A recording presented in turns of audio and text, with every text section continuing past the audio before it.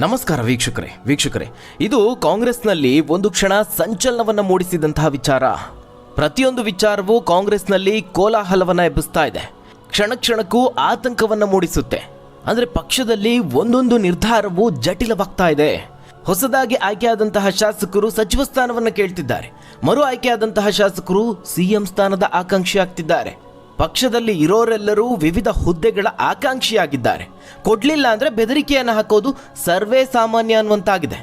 ಈಗ ಜಮೀರ್ ಅಹಮದ್ ಖಾನ್ ಅವರ ಸರದಿ, ಹೈಕಮಾಂಡ್ ವರ್ಸಸ್ ಜಮೀರ್ ಅಹಮದ್ ಖಾನ್. ಅದು ಕೂಡ ಖರ್ಗೆ ಅವರಿಗೆ ನೇರ ಫೈಟ್ ಕೊಟ್ಟು ಬೇಡಿಕೆ ಈಡೇರಿಸಿಲ್ಲ ಅಂದ್ರೆ ರಾಜೀನಾಮೆ ಕೊಡುವಂತಹ ಬೆದರಿಕೆ ಒಡ್ಡಿದ್ದಾರೆ ಅನ್ನೋ ಸುದ್ದಿ ವರದಿಯಾಗಿದೆ. ಒಂದು ಸುದೀರ್ಘ ಮಾತುಕತೆಯ ಸಂಘರ್ಷ ನಡೆದು ಅಂತಿಮವಾಗಿ ರಾಜೀನಾಮೆ ಬೆದರಿಕೆಯಲ್ಲಿ ಅಂತ್ಯವಾಗಿದೆ. ಈ ವಿಚಾರ ಕಾಂಗ್ರೆಸ್ನಲ್ಲಿ ಕೋಲಾಹಲಕ್ಕೆ ಕಾರಣ ಆಗಿರುವಂಥದ್ದು. ಸಿಎಂ ಮನೆಯಲ್ಲೇ ಸರ್ಕಾರಕ್ಕೆ ಗುಡ್ ಬೈ ಹೇಳುವಂತಹ ಹೈಡ್ರಾಮಾ ನಡೆದಿದೆ. ಸಿದ್ದರಾಮಯ್ಯ ಅವರ ಎದುರಲ್ಲೇ ರಾಜೀನಾಮೆ ಬೆದರಿಕೆ ಹಾಕಿರುವಂಥದ್ದು. ಇದರ ಬೆನ್ನಲ್ಲೇ ಮತ್ತೊಂದು ಬೆಳವಣಿಗೆ ಆಗಿದೆ. ಅದು ಜಮೀರ್ ಅಹಮದ್ ಖಾನ್ ಅವರ ಕಡೆಯಿಂದ ಸಿಎಂಗೆ ನೀಡಿದಂತಹ ಟಿಪ್ಪಣಿ ವಿವಾದಕ್ಕೆ ಕಾರಣ ಆಗಿರುವಂಥದ್ದು. ಲಾಬಿ ಮಾಡೋದಕ್ಕೆ ಹೋಗಿ ತೀವ್ರ ಮುಖಭಂಗ ಆಗಿದೆ. ಹಾಗಾದ್ರೆ ಏನಿದು ಜಟಾಪಟಿ? ರಾಜೀನಾಮೆ ಕೊಡ್ತಾರಾ ಜಮೀರ್ ಅಹಮದ್ ಖಾನ್? ಅಸಮಾಧಾನ ಯಾರ ಮೇಲೆ? ಹೈಕಮಾಂಡ್ ಮೇಲ, ಸಿಎಂ ಸಿದ್ದರಾಮಯ್ಯ ಅವರ ವಿರುದ್ಧನ? ಏನಿದು ಕಾಂಗ್ರೆಸ್ನ ಆತಂಕಕ್ಕೆ ಕಾರಣ ಆಗಿರುವಂತಹ ವಿಚಾರ? ವೀಕ್ಷಕರೇ, ಈ ಜಟಾಪಟಿ ನಡೆದಿರೋದು ಕರ್ನಾಟಕದ ಹೊಸ ವಕ್ಫ್ ಬೋರ್ಡ್ ಅಧ್ಯಕ್ಷರ ನೇಮಕ ವಿಚಾರದಲ್ಲಿ. ಕಾಂಗ್ರೆಸ್ ಹೈಕಮಾಂಡ್ ಅಳೆದೂ ತೂಗಿ ಸೈಯದ್ ಹುಸೇನಿ ಅವರನ್ನ ವಕ್ಫ್ ಬೋರ್ಡ್ನ ಹೊಸ ಅಧ್ಯಕ್ಷರನ್ನಾಗಿ ನೇಮಕ ಮಾಡಿದೆ. ಇವರು ಎಐಸಿಸಿ ಅಧ್ಯಕ್ಷ ಖರ್ಗೆ ಅವರ ಆಪ್ತ, ಹಾಗೆ ಮತ್ತೊಂದು ಕಡೆ ರಾಜ್ಯಸಭಾ ಸದಸ್ಯ ನಾಸೀರ್ ಹುಸೇನ್ ಅವರ ಬೆಂಬಲಿಗ. ಆದರೆ ಈ ವಕ್ಫ್ ಬೋರ್ಡ್ ಅಧ್ಯಕ್ಷರ ನೇಮಕ ವಿಚಾರದಲ್ಲೇ ಕಾಂಗ್ರೆಸ್ನಲ್ಲಿ ಭಾರಿ ಜಿದ್ದಾಜಿದ್ದಿ ನಡೆದಿದೆ. ರಾಜ್ಯದಲ್ಲಿ ವಕ್ಫ್ ಬೋರ್ಡ್ ಅಧ್ಯಕ್ಷ ಸ್ಥಾನಕ್ಕೆ ನಡೆದಂತಹ ಚುನಾವಣೆಯೇ ಪಕ್ಷದಲ್ಲಿ ಭಾರೀ ಜಟಾಪಟಿಗೆ ಕಾರಣ ಆಗಿರುವಂಥದ್ದು.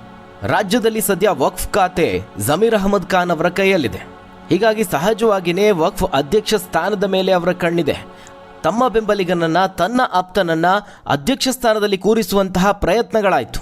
ಜಮೀರ್ ಅವರು ತಮ್ಮ ಆಪ್ತ ಅನ್ವರ್ ಪಾಷಾ ಅವರನ್ನ ಅಧ್ಯಕ್ಷ ಸ್ಥಾನದಲ್ಲಿ ಕೂರಿಸುವುದಕ್ಕೆ ಪ್ರಯತ್ನಿಸಿದರು. ಆದರೆ ಕೆಪಿಸಿಸಿ ಅಧ್ಯಕ್ಷ ಡಿ.ಕೆ. ಶಿವಕುಮಾರ್ ಅವರು ಹಾಗೆ ರಾಜ್ಯಸಭಾ ಸದಸ್ಯ ನಾಸೀರ್ ಹುಸೇನ್ ಅವರು ಇದಕ್ಕೆ ತೀವ್ರವಾದಂತಹ ವಿರೋಧವನ್ನು ವ್ಯಕ್ತಪಡಿಸಿದರು. ಇನ್ನು ಪಕ್ಷದ ಹೈಕಮಾಂಡ್ ಕೂಡ ಜಮೀರ್ ಅವರಿಗೆ ಒಂದು ಬಿಗ್ ಶಾಕ್ ಅನ್ನು ಕೊಡ್ತು. ಜಮೀರ್ ಅವರ ಆಪ್ತನ ನೇಮಕಕ್ಕೆ ಸ್ವತಃ ಹೈಕಮಾಂಡ್ ಕೂಡ ಒಪ್ಪಿಗೆ ನೀಡಲಿಲ್ಲ. ಅವರ ಬದಲಾಗಿ ಹೈಕಮಾಂಡ್ ಸೈಯದ್ ಹುಸೇನಿ ಅವರನ್ನ ಅಧ್ಯಕ್ಷರನ್ನಾಗಿ ಆಯ್ಕೆ ಮಾಡಿತು. ಇದರಿಂದ ಕೆಂಡಾಮಂಡಲ ಆದಂತಹ ಸಚಿವ ಜಮೀರ್ ಅಹಮದ್ ತಮ್ಮ ಸ್ಥಾನಕ್ಕೆ ರಾಜೀನಾಮೆ ನೀಡ್ತೀನಿ ಅಂತ ಬೆದರಿಕೆಯನ್ನು ಹಾಕಿದ್ದಾರೆ ಎನ್ನಲಾಗ್ತಾ ಇದೆ. ಈ ಬಗ್ಗೆ ಚರ್ಚೆ ಮಾಡೋದಕ್ಕೆ ಸಭೆಯೂ ಕೂಡ ನಡೆದಿದೆ. ಪರಿಸ್ಥಿತಿ ಅಲ್ಲಿ ವಿಕೋಪಕ್ಕೆ ಹೋಗ್ತಿದ್ದ ಹಾಗೆ ಮುಖ್ಯಮಂತ್ರಿ ಸಿದ್ದರಾಮಯ್ಯ ಅವರು ಮಧ್ಯಪ್ರವೇಶ ಮಾಡಬೇಕಾಯಿತು. ಎರಡೂ ಬಣಗಳ ಜೊತೆಗೆ ಸಂಧಾನ ಸಭೆಯನ್ನು ಕೂಡ ನಡೆಸಿದ್ದಾರೆ. ಇಲ್ಲಿ ಮುಖ್ಯಮಂತ್ರಿಯವರು ತಮ್ಮದೇ ಆದಂತಹ ಒಂದು ಸಲಹೆಯನ್ನು ಕೊಡ್ತಾರೆ. ಅದು 50-50 ಸೂತ್ರದ ಸಲಹೆ. ಜಮೀರ್ ಅವರ ಆಪ್ತ ಅನ್ವರ್ ಪಾಷಾ ಹಾಗೆ ಹೈಕಮಾಂಡ್ನ ಆಯ್ಕೆಯ ಸೈಯದ್ ಹುಸೇನಿ ಅವರಿಗೆ ತಲಾ 2.5 ವರ್ಷಗಳ ಕಾಲ ಅಧಿಕಾರ ಹಂಚಿಕೆ ಮಾಡುವಂತೆ ಸೂಚನೆಯನ್ನು ಕೊಟ್ಟರು. ಆದರೆ ಈ ಪ್ರಸ್ತಾಪ ಡಿ.ಕೆ. ಶಿವಕುಮಾರ್ ಅವರಿಗೆ ಹಿಡಿಸಲಿಲ್ಲ, ನಾಸೀರ್ ಹುಸೇನ್ ಅವರಿಗೂ ಹಿಡಿಸಲಿಲ್ಲ. ಕೊನೆಗೆ ಹೈಕಮಾಂಡ್ ಸೂಚಿಸಿದಂತೆ ಸೈಯದ್ ಹುಸೇನಿ ಅವರೇ ವಕ್ಫ್ ಬೋರ್ಡ್ ಅಧ್ಯಕ್ಷರಾಗ್ತಾರೆ. ಸದ್ಯ ಅವರು ಅಧ್ಯಕ್ಷರಾಗಿ ಅಧಿಕಾರವನ್ನು ಸ್ವೀಕಾರ ಮಾಡಿದ್ದಾರೆ. ನಾಸೀರ್ ಹುಸೇನ್ ಅವರು ಸಹ ಅಲ್ಲಿ ಉಪಸ್ಥಿತರಿದ್ದರು. ಆದರೆ ತಮ್ಮ ಬೆಂಬಲಿಗನಿಗೆ ವಕ್ಫ್ ಬೋರ್ಡ್ ಅಧ್ಯಕ್ಷ ಸ್ಥಾನ ನೀಡುವಂತೆ ಆಗ್ರಹಿಸಿದ್ದ ಜಮೀರ್ ಅವರಿಗೆ ತೀವ್ರ ನಿರಾಸೆಯಾಗಿದೆ. ಜಮೀರ್ ಅವರು ಚಿತ್ರದುರ್ಗದ ಅನ್ವರ್ ಪಾಷಾ ಅವರ ಪರವಾಗಿ ಲಾಬಿ ಮಾಡಿದ್ರು. ಕೊನೆ ಪಕ್ಷ 2.5 ವರ್ಷಗಳ ಅಧಿಕಾರ ಹಂಚಿಕೆ ಅಡಿಯಲ್ಲಾದರೂ ಅಧ್ಯಕ್ಷ ಸ್ಥಾನ ಸಿಗುತ್ತಾ ಅನ್ನುವ ನಿರೀಕ್ಷೆಯಲ್ಲಿದ್ರು. ಆದರೆ ತೀವ್ರ ಹಿನ್ನಡೆ ಆಗೋದ್ರ ಜೊತೆಗೆ ಮುಖಭಂಗ ಆಗಿದೆ ಅಂತ ಹೇಳ್ಬೋದು.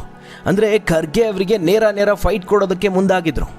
ಎಐಸಿಸಿ ತೀರ್ಮಾನಕ್ಕೆ ವಿರುದ್ಧವಾಗಿ ಲಾಬಿ ಮಾಡೋದಕ್ಕೆ ಮುಂದಾಗಿದ್ರು.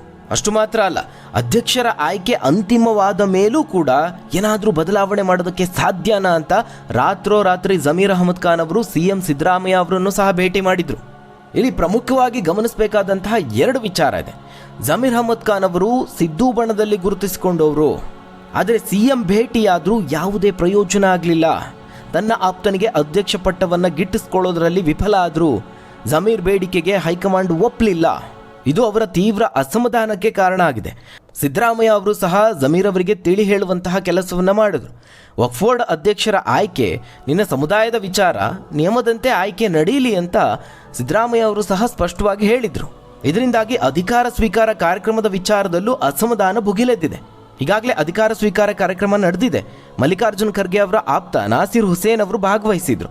ಆದರೆ ಇತ್ತ ಅಸಮಾಧಾನಗೊಂಡಿರುವಂತಹ ಜಮೀರ್ ಅವರು ಈ ಒಂದು ಇಡೀ ಪ್ರಕ್ರಿಯೆಯಿಂದ ಅಂತರವನ್ನು ಕಾಯ್ದುಕೊಂಡಿದ್ದಾರೆ. ಇನ್ನು ಈ ಒಂದು ವಿವಾದದ ಬೆನ್ನಲ್ಲೇ ಜಮೀರ್ ಅವರ ಸುತ್ತ ಮತ್ತೊಂದು ವಿವಾದ ಈಗ ಸುತ್ತಕೊಳ್ತಾ ಇದೆ. ಅದು ಸಿಎಂಗೆ ನೀಡಿದಂತಹ ಟಿಪ್ಪಣಿ ವಿಚಾರದಲ್ಲಿ. ವೀಕ್ಷಕರೇ, ನಿಮ್ಮೆಲ್ಲರಿಗೂ ಗೊತ್ತಿರೋ ಹಾಗೆ ಈ ಬಾರಿಯ ಬಜೆಟ್ನಲ್ಲಿ ರಾಜ್ಯದಲ್ಲಿ ಪ್ರವರ್ಗ 2B ಅಡಿಯಲ್ಲಿ ಮುಸ್ಲಿಮರಿಗೆ ನೀಡಿರುವಂತಹ 4% ಮೀಸಲಾತಿ ವಿವಾದಕ್ಕೆ ಕಾರಣ ಆಗಿದೆ. ಸರ್ಕಾರಿ ಟೆಂಡರ್ಗಳಲ್ಲಿ ಅದು ಹೇಗೆ ಧರ್ಮಾಧಾರಿತವಾಗಿ ನೀವು ಮೀಸಲಾತಿಯನ್ನು ಕೊಡ್ತೀರಾ, ಇದು ಸಂವಿಧಾನಕ್ಕೆ ವಿರೋಧ ಅಂತ ಆಕ್ರೋಶಕ್ಕೆ ಕಾರಣ ಆಗಿದೆ. ಹೀಗಿರುವಾಗಲೇ ಈ ಮೀಸಲಾತಿಯನ್ನ 4%ನಿಂದ ಬರೋಬ್ಬರಿ 10%ಗೆ ಏರಿಕೆ ಮಾಡೋದಕ್ಕೆ ಮನವಿ ಬಂದಿದೆ. ಈ ಒಂದು ಮನವಿ ಜಮೀರ್ ಅವರ ಕಡೆಯಿಂದಲೂ ಫಾರ್ವರ್ಡ್ ಆಗಿದೆ. ಈ ಒಂದು ಮೀಸಲಾತಿಯನ್ನ 10%ಕ್ಕೆ ಹೆಚ್ಚಿಸುವಂತೆ ಕೋರಿ ಒಂದು ಮನವಿ ಸಲ್ಲಿಕೆ ಆಗಿತ್ತು. ಈ ಮನವಿಯನ್ನ ವಸತಿ ಸಚಿವ ಜಮೀರ್ ಅಹಮದ್ ಖಾನ್ ಅವರ ವಿಶೇಷ ಕರ್ತವ್ಯಾಧಿಕಾರಿ ಮುಂದಿನ ಹಂತಕ್ಕೆ ಫಾರ್ವರ್ಡ್ ಮಾಡಿದ್ದಾರೆ. ಪರಿಶೀಲನೆ ಮಾಡಿ ಸೂಕ್ತ ಕ್ರಮ ಕೈಗೊಳ್ಳಿ ಅಂತ ಅಲ್ಪಸಂಖ್ಯಾತರ ಕಲ್ಯಾಣ ಇಲಾಖೆಯ ಕಾರ್ಯದರ್ಶಿಗಳಿಗೆ ಟಿಪ್ಪಣಿಯನ್ನು ಬರೆದಿದ್ದಾರೆ. ಸಾಮಾನ್ಯವಾಗಿ ಎಲ್ಲಾ ಸಚಿವರ ವಿಶೇಷಾಧಿಕಾರಿಗಳು ಈ ರೀತಿಯಾದಂತಹ ಟಿಪ್ಪಣಿ ಬರೆಯೋದು ವಾಡಿಕೆ. ಅಂದರೆ ತಮಗೆ ಬಂದಂತಹ ಮನವಿಗಳು ಸೂಕ್ತ ಅನಿಸಿದ್ದಲ್ಲಿ ಅದನ್ನು ಮುಂದಿನ ಹಂತಕ್ಕೆ ಕೊಂಡೊಯ್ತಾರೆ. ಆದರೆ ಈಗಾಗಲೇ ಬಜೆಟ್ನಲ್ಲೇ 4% ಮೀಸಲಾತಿ ಅಂತ ಘೋಷಣೆ ಮಾಡಿದ್ದಾರೆ. ಅದೇ ವಿವಾದಕ್ಕೆ ಕಾರಣ ಆಗಿರುವಂತಹ ಸಂದರ್ಭದಲ್ಲಿ ಇದನ್ನು 10%ಕ್ಕೆ ಏರಿಕೆ ಮಾಡುವಂತಹ ಮನವಿಯನ್ನು ಫಾರ್ವರ್ಡ್ ಮಾಡಿರೋದು ಈಗ ವಿವಾದಕ್ಕೆ ಕಾರಣ ಆಗಿರುವಂಥದ್ದು. ಕರ್ನಾಟಕ ರಾಜ್ಯ ಅಲ್ಪಸಂಖ್ಯಾತ ಇಂಜಿನಿಯರ್ಸ್ ಸಂಘ ಈ ಒಂದು ಮೀಸಲಾತಿ ಪ್ರಮಾಣವನ್ನು 4%ರಿಂದ 10%ಕ್ಕೆ ಹೆಚ್ಚಳ ಮಾಡಬೇಕು ಅಂತ ಮುಖ್ಯಮಂತ್ರಿಗಳಿಗೆ ಹಾಗೆ ಸಚಿವರಿಗೆ ಮನವಿಯನ್ನು ಸಲ್ಲಿಕೆ ಮಾಡಿತ್ತು. ಹೀಗಾಗಿ ಸರ್ಕಾರ ಈಗ ಇದನ್ನು 10%ಕ್ಕೆ ಹೆಚ್ಚಳ ಮಾಡುತ್ತಾ ಅನ್ನೋ ಬಗ್ಗೆ ಈಗ ವಿವಾದ ಉಂಟಾಗಿದೆ. ಈಗಾಗಲೇ ಹೇಳಿದಾಗೆ ಬಜೆಟ್ ಕುರಿತಾಗಿಯೇ ಒಂದು ವಿವಾದ ಕೇಳಿ ಬಂದಿತ್ತು. ಈ ಬಾರಿಯ ಬಜೆಟನ್ನು ಬಿಜೆಪಿ ಹಲಾಲ್ ಬಜೆಟ್ ಅಂತ ಟೀಕೆ ಮಾಡಿತ್ತು. ಅದರಲ್ಲೂ ಸರ್ಕಾರಿ ಟೆಂಡರ್ಗಳಲ್ಲಿ ಮೀಸಲಾತಿ ವಿಚಾರವಂತೂ ಬಿಜೆಪಿ ನಾಯಕರ ಕೆಂಗಣ್ಣಿಗೆ ಗುರಿಯಾಗಿತ್ತು. ಪ್ರಮುಖವಾಗಿ ಮುಸ್ಲಿಂ ಸಮುದಾಯಕ್ಕೆ ನೀಡಿರುವಂತಹ ಕೊಡುಗೆಗಳ ಬಗ್ಗೆ ಭಾರೀ ಚರ್ಚೆ ನಡೀತಾ ಇದೆ. ಮಸೀದಿ ಇಮಾಮ್ಗಳ ಗೌರವಧನವನ್ನು ಹೆಚ್ಚಳ ಮಾಡಿ ವಕ್ಫ್ ಸಂಸ್ಥೆಗಳ ಜೀರ್ಣೋದ್ಧಾರ ಸೇರಿದಂತೆ ಒಟ್ಟು 4,700 ಕೋಟಿ ರೂಪಾಯಿ ಅನುದಾನವನ್ನು ಘೋಷಣೆ ಮಾಡಿದ್ದಾರೆ. ಇನ್ನು ಈ ಟೀಕೆಗಳ ಬಗ್ಗೆ ಜಮೀರ್ ಅಹಮದ್ ಖಾನ್ ಅವರು ನೀಡಿದಂತಹ ಹೇಳಿಕೆಯೂ ಸಹ ಭಾರೀ ಆಕ್ರೋಶಕ್ಕೆ ಕಾರಣ ಆಯಿತು. ಬಜೆಟ್ ಬಗ್ಗೆ ಪ್ರತಿಕ್ರಿಯೆ ನೀಡ್ತಾ ಬಿಜೆಪಿ ಟೀಕೆಗಳಿಗೆ ಉತ್ತರ ನೀಡಿದಂತಹ ಜಮೀರ್ ಅವರು ಗ್ಯಾರಂಟಿ ಹೊರೆ ನಡುವೆನೂ ನಮ್ಮ ಸಿದ್ದರಾಮಯ್ಯ ಅವರು 4,09,000 ಕೋಟಿ ಗಾತ್ರದ ಬಜೆಟ್ ಅನ್ನು ಮಂಡನೆ ಮಾಡಿದ್ದಾರೆ. ಇದು ಮುಸ್ಲಿಂ ಬಜೆಟ್ ಆಗೋದಕ್ಕೆ ಹೇಗೆ ಸಾಧ್ಯ? ರಾಜ್ಯದ ಒಟ್ಟು ಜನಸಂಖ್ಯೆಯ 14% ಮುಸ್ಲಿಂ ಸಮುದಾಯದವರಿದ್ದಾರೆ. ಹಾಗೆ ನೋಡಿದ್ರೆ ನಮ್ಮ ಜನಸಂಖ್ಯೆಯ ಪ್ರಕಾರ ನೋಡೋದಕ್ಕೆ ಹೋದ್ರೆ ಮುಸ್ಲಿಂ ಸಮುದಾಯಕ್ಕೆ ಕನಿಷ್ಠ 60,000 ಕೋಟಿ ರೂಪಾಯಿಗಳನ್ನಾದರೂ ಕೊಡಬೇಕಾಗಿತ್ತು. ಆದರೆ ಕೊಟ್ಟಿರೋದು ಕೇವಲ 4,700 ಕೋಟಿ ರೂಪಾಯಿ ಅಷ್ಟೇ ಅಂತ ಹೇಳಿಕೆಯನ್ನು ನೀಡ್ತಾರೆ. ಇದು ಸಹ ವಿವಾದಕ್ಕೆ ಕಾರಣ ಆಯಿತು. ಒಟ್ಟಾರೆಯಾಗಿ ಪ್ರತಿಯೊಂದು ವಿಚಾರವೂ ಸಂಚಲನವನ್ನು ಮೂಡಿಸ್ತಾ ಇದೆ.